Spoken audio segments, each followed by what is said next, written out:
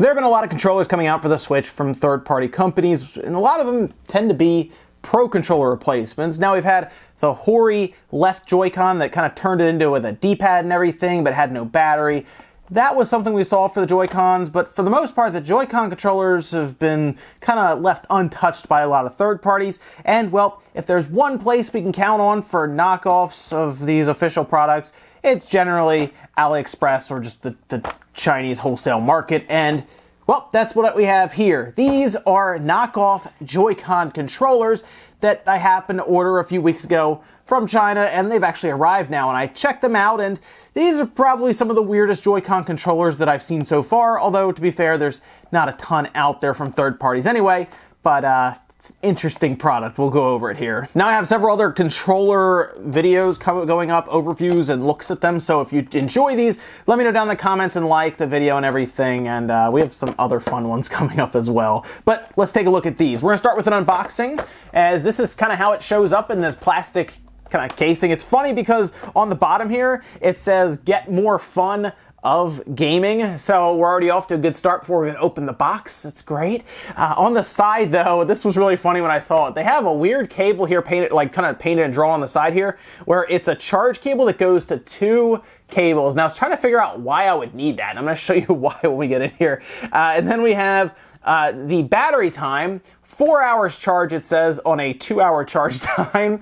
So that's great, I guess.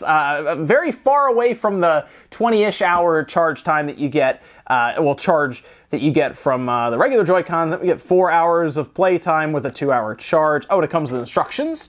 On the back, they have several different features outlined here. It seems the only thing that's really missing is the NFC compatibility with Amiibos.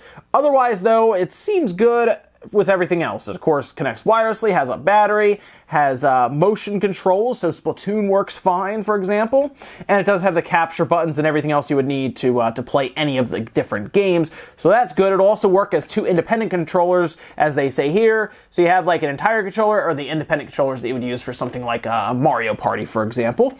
So let's go ahead and open this guy up. The one thing I'll say, the packaging actually is not bad. I know I generally prefer kind of like the cardboard kind of packaging, but for all plastic, it's actually pretty good. Designs and everything on the back are fine. We have our thicker than you'd expect manual, because it needs to explain a lot of stuff to you on how to sync it and set everything up, which we'll kind of talk a bit about here. So a lot of stuff to read there if you need to. Now, the first thing you're going to notice about these before I even take them out of the package is they seem off from a typical Joy-Con. Let me show you what I mean. Here is the right Joy-Con. Here is that right Joy-Con. I'm not talking about like the different color. It's much wider by a lot. Let me go ahead and get these guys out of here, okay? We'll go ahead and kick both of these out. So we have our left and our right. And it, for some reason, it's comical looking. I don't know why. It's very funny looking to see these next to each other. But yes, much wider. And something else I noticed, it's actually lighter as well, which is interesting. I mean, we can even look right now. I have a scale. We'll go ahead and measure this guy up. Let's see. We have our standard here that we'll go ahead and weigh first in grams, so we get a nice little idea of that. This one is 52 grams, and then we shift over to this guy, and it is 41 grams. So it felt just a bit lighter, and it is. And it's funny because it's technically wider, but just the materials, the motherboard, and everything inside are cheaper. So you end up with a lighter product. We're going to open it up as well, both of these actually up here. And then we have our cable. Now, I pointed out that the cable had kind of this splitter part to it, where it kind of split off into two other cables. Well, here's why. So, do you know how we use the Switch? We put our JoyCon controllers on there, and at the bottom there's a connection, right? And it connects to your Switch. So here's the Switch, it slides in, gives you a nice click, and then of course it connects here at the bottom. These don't do that. In fact, the railings on the side are just that. They're railings. There's no actual like connection at the bottom here. You actually have to charge it with a port right here, and you plug it in with the cable. So you have two USB Type-C ports on the sides here, and you have to plug it in with a USB. Now, of course, you can plug it into like a wall wart that you use with like a cell phone, for example, or you can plug it into the side of your Switch.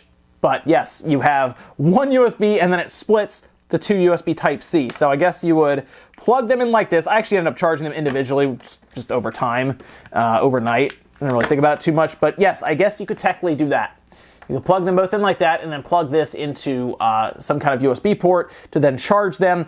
It's a weird situation because I guess they didn't want to put it on the bottom, for example. It also doesn't have the IR port. I just realized that. No IR port either, so there you go. It's missing that as well.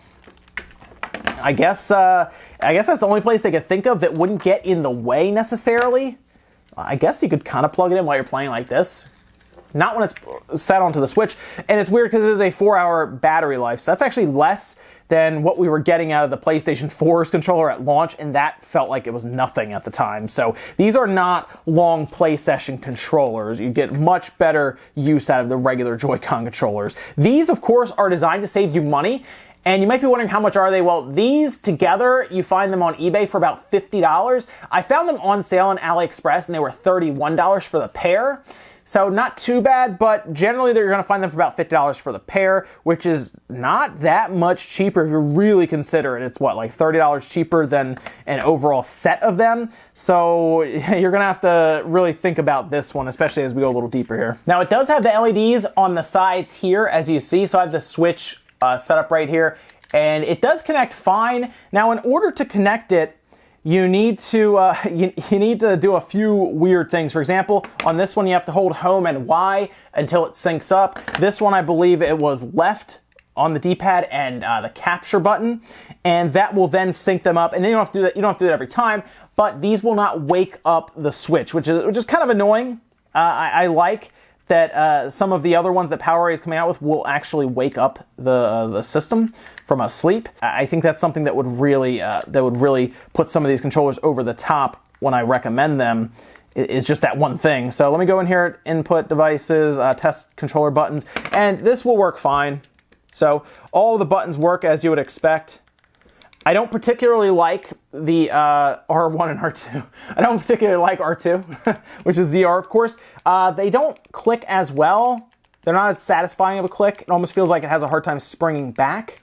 But otherwise, everything does work. So SL and SR are here. I didn't have any issues with inputs on these buttons at all, so we were good there. Now you'll notice there's some LED bleed here. That tends to happen if the plastic is thinner or just cheaper in general, and that's kind of, I guess, what we would expect from a cheaper knockoff pair of JoyCon controllers. The analog stick is actually fairly good. I was very surprised, although we've ordered third-party analog sticks before in the past to fix drifting, and they still felt the same. So I don't think these analog sticks are very hard to get. I think they're pretty easy to get cheap, and that's probably why they still feel very, very similar. They look very much the same. The travel is the same.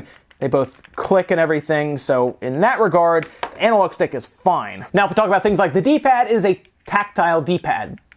So you can actually hear when it clicks, which is the exact same thing that I got out of replacing the left shell around my old Joy-Con that I had that added a D-pad. That just put it over a few buttons. So this is not a great D-pad. You can press all of them at the same time. You can hear it pressing all the directions at the same time.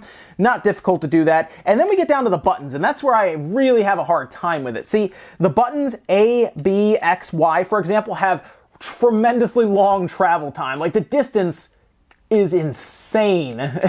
You really feel it. It's not like the nice tactile click kind of that you get out of this, where it's a very short travel. No, this travels so far. It's very spongy feeling. I don't like these buttons even a little bit. Like, it's really bad, which is weird because plus and minus are tactile clicking. But then you come over here and it's just spongy. All right, so now let's go ahead and open one of these guys up. We'll open the left one with the D-pad. And this will give us an idea as to what we're looking at here. It only has 4 Phillips head screws on the back, so it's pretty straightforward to get it open. No need for a tri-wing driver or anything, which are really annoying to have those kind of tri-tipped screws in the way because they strip pretty easily. A lot of people have a hard time with those when they're disassembling these. So let me go ahead and get this last one out. And I really want to take a look at that D-pad because, like I said, it was tactile. I feel like it's just a couple of tactile buttons in the way. There we go. So we have our stopper off. It's just that with a spring. No actual mechanism to push it to the side like our standard one does. I do like that this guy's kind of just stuck in there.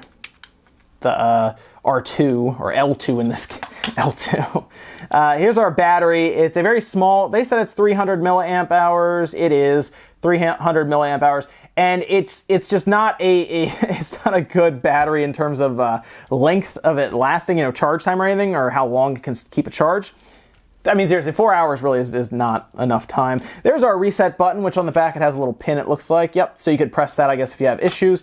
Here's the little rumble motor here at the bottom. It seems to be using something similar to what you'd find on a cell phone, just kind of wired up to it. So it's more of a low profile rumble motor that they have there, and they have pieces of sponge, basically, like foam all the way around, and just kind of hold it there. It's a very violent rumble too, which is funny, and it's always in this one spot, so that makes sense. It's, if you're holding it, it's like against your palm pretty much, or your fingers where you're holding it, and it's not a great rumble. It's definitely not like HD rumble or anything like that. So only 2 more screws holding the board in, and then it lifts right out. This guy, our R1 button, just wants to go flying on us. We have our D-pad that's kind of upside down here. 0 bump in the middle, which tells me that they had no plans to try to keep it from being able to press all of the buttons. In fact, they actually made it so it's super easy to press the buttons, which is probably because it is all tactile, which it is, as you see here. It is pretty much strictly tactile on that side, and that's not going to be a great D-pad as it is. I mean, you hear it pressing, but that's the same effect you would get out of reshelling your Joy-Con now and just putting a D-pad essentially over those tactile buttons. Unfortunately, it's just not a good D-pad at all. And that's the one thing that a company should at least try to do better with, is the D-pad, because I mean, the Switch doesn't have one by default, so why not? Now, they pretty much just went ahead and soldered the joystick straight to it, the analog stick, and that's just to save money. It's easy enough to do, and they decided just to drop that on there, but it does appear to be pretty much the exact same joystick that the regular Joy-Con uses, so that's good to see at least. More tactile there. It looks like we have your very, very standard buttons. What's funny about this, though, on the top, is this button is very small, and that actually might make sense as to why that one felt so weird. I bet you that you might even get some mispresses on this if it goes back together incorrectly, but it just, that back one just didn't feel great, and maybe that's why, because it's so much smaller and it has a hard time to press. Like, this is much larger, and I noticed that the top shoulder button closest to me, so R1 for that, was actually pretty easy to hit. There's our LEDs here. There's our charge port there, and then we have our shoulder buttons here for the when it's in like single Joy-Con mode. The motherboard is pretty thin. It's pretty easy to bend. It's not hard at all to do. So again, it's just very light materials. This plastic is obscenely cheap. You can kind of see through it if you hold it up to the light. It's not a well-built controller or Joy-Con, and I guess they were going to be cheap, and that's the idea. So if you get a pair for $30 with the sale price, that's $15 a piece. At that point, I get it, but at $50, that's kind of pushing it. And that, ladies and gentlemen, is going to do it for what are probably the weirdest Joy-Con controllers I've seen so far. It's an odd situation because they made the Joy-Cons wider, giving it more real estate, but they didn't actually do anything with that real estate, whether it's move this joystick around a bit, maybe change around where the D-pad is, maybe even make the D-pad a little better and larger. There are a lot of things they could have done. Even when it's in single Joy-Con play, it's still not any more comfortable than like the regular one when that one's sideways. And they had plenty of room here to play around with that idea, and they didn't. They might as well take a chance with it. Otherwise, though, it seems like it's pretty much just a knockoff Joy-Con controller, and the quality is what you would expect it to be at that point. So you're going to have to decide if it's something you would buy. I would say no. I would say save a bit more, because normally these are $50. Save a bit more, get an official pair of Joy-Con controllers, and just be done with these. If you need extras, of course. Otherwise, if yours are broken, you can maybe see if you can fix it. But that's going to do it here, guys, for these Joy-Con controllers. Let me know what you think about them. Make sure you like the video if you like it, dislike it. If not, get subscribed. We've got all kinds of cool looks at different controllers and tech coming up. It's a lot of fun, and I'll see you guys in the next video.